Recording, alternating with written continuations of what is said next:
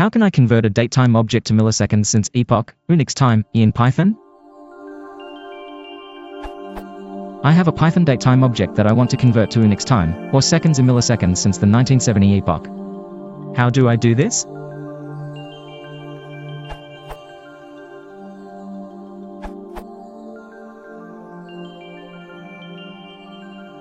Or the help of the time module, and without date formatting. Answered with help from this URL. Documentation. Time.time. Datetime.time tuple.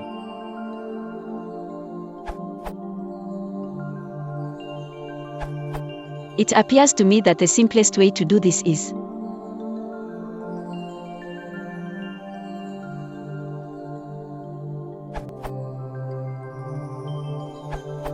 This is how I do it.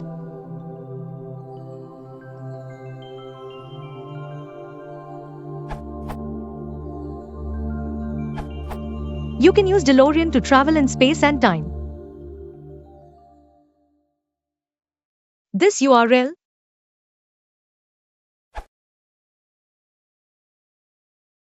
If you want to support the channel, please consider liking and subscribing.